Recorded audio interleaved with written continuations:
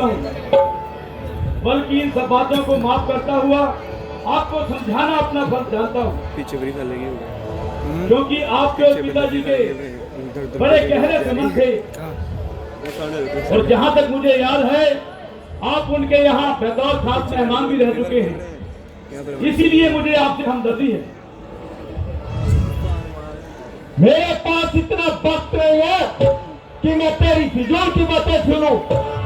कुछ मतलब की बातें तो बयान करो। मुझे तो यहाँ प्रभु श्री रामचंद्र जी ने इसलिए आपके पास भेजा है कि अब भी वक्त है इस प्रकार के रक्त प्रवाह से बाज आ जाए और ईश्वरीय सृष्टि का लहू ना बहाएं। अतः मेरी भी आपसे यही विनम्र प्रार्थना है कि आप अभी जिद छोड़ दें और सीता जी को प्रभु श्री राम जी के चरणों में पहुंचाकर अपने गुनाहों की माफी मांग लें। यद्यपि वे आपसे सख्त नाराज हैं, फिर भी बड़े सरल स्वभाव हैं, और मुझे यकीन है कि वो आपको जरूर माफ करेंगे। इत्मीनान के लिए मैं इस बात का जिम्मा लेता हूं। अगर आप अभी हाँ करते हैं तो मैं उनकी तरफ से क्षमा का वचन देता हूं। बस बस बात लगाओ, जरा अपनी जुबान को थाम। क्यों इतनी बक लगाई है? क्या तेरी मौत तुझे यहाँ धुना कर रही है? अरे नुलाज, तेरे जीवन में जिंदा रहने का क्या हक? अपने बाप का बदला लेता उल्टा उन्हीं का दावेदार है। बाप आंखों के सामने मारा गया और पुत्र भला होकर तमाशा देखता रहा। क्यों मरो नलायक? है अभिमानी रावण?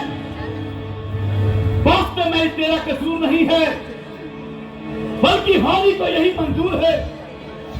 होनी के काल चक्कर ने तेरी बुद्धि पे बिल्कुल पर्दा डाल दिया है और सोच विचार कांच तेरे भीतर से निकाल दिया है।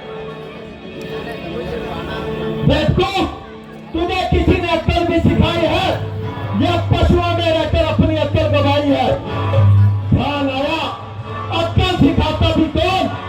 बाप का साया तो बचपन में जाता रहा, और चाचा तो क्या पड़ी थी? चाचा भी कौन? सुखरी। अरे मूर्ख, मैं तुझे यहाँ से पद पर मुक्त करूंगा और थोड़े दिनों में राम से तेरे बाप का बदला लेकर तुझे तेरी राजधानी का स्वामी बनाऊंगा। वरना या तो तेरा इस युद्ध में काम तमाम हो जाएगा, अगर बच भी गया ना तो सारी उम्र सुग्रीव को गुलाम कहलाएगा। खैर, मैं बदतमीज ही सही, लेकिन अक्ल ठिकाने आपकी भी नहीं, जो सही जवाब देने की बजाय औरों के घर के झगड़े छेड़ते हैं। मेरे बाप ने जैसा कर्म किया वैसा फल पा लिया, और आपके घर के झगड़े ऐ रावण में छेड़ दूं, तुझको पराई पड़ी है क्या? पहले अपनी निवेद दूं। मुझे तो आपका वैसा ही हाल प्रतीत हो रहा है। बेशक काल आपके सब पे मंडरा रहा है, जिस पर प्रभु श्री राम के बाण लंका पे बरसेंगे, आप एक एक सांस को तरसेंगे।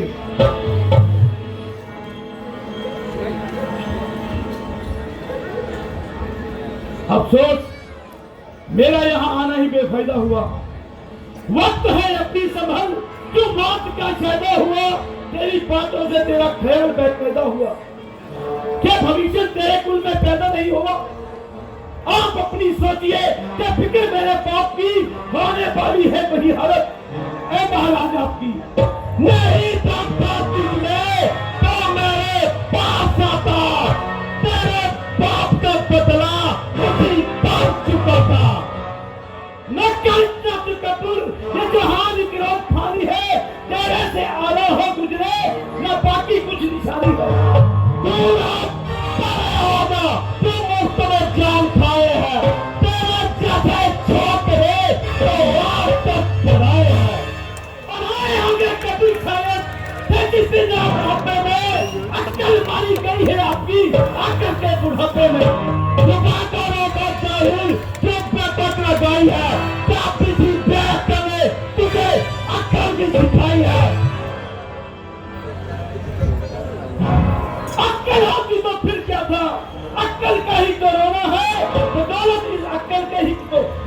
लंका होगा। बेशक तू भी सच्चा है, पर अकल का थोड़ा सच्चा है, इसलिए राम से बढ़कर तेरे जीवन में कोई नहीं। पर याद रख, ये सारी सृष्टि तेरे जैसे मूर्खों से नहीं। मैं रावण हूँ, रावण।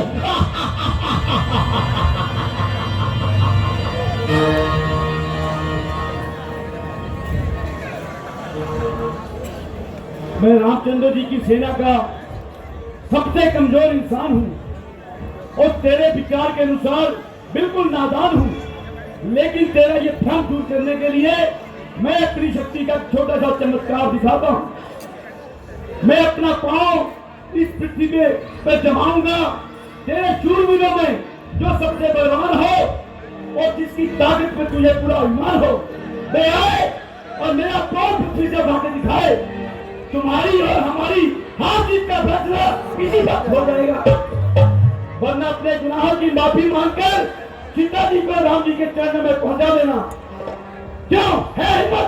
हाँ, मुझे तेरी शर्त मंजूर है, पर याद रखना, अपनी जुबान से कहीं फिसल मत जाना।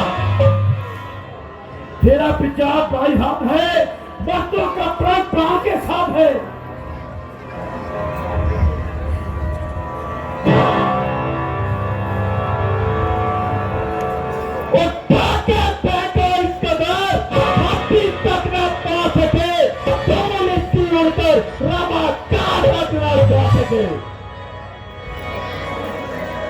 उठा पुत्र मुर्गे और इस बानर का पाप पृथ्वी से उखाड़ दो। योग्य पिताजी।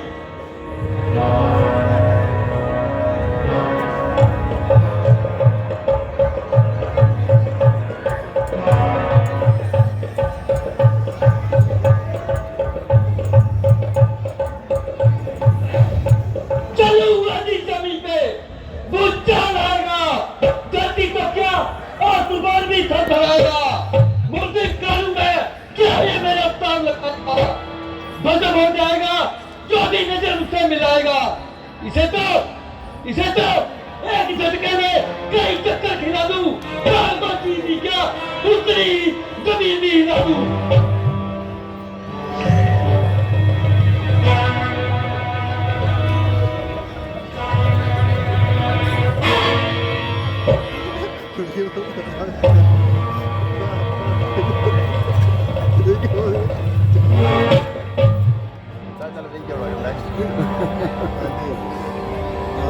पिताजी, ये कोई मायावी बानर है।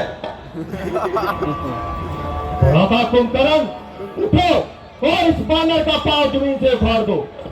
क्या राधा गिरी?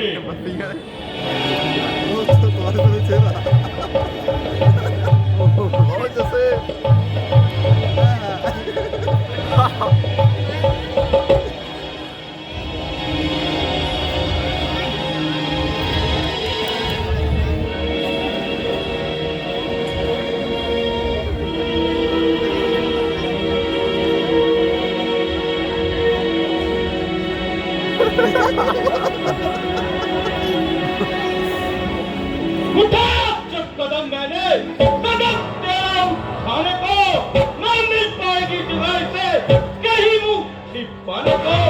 मेरी जुम्मत से आएगी जुम्मत। चल अभी आता हूँ तेरा बदला होने को।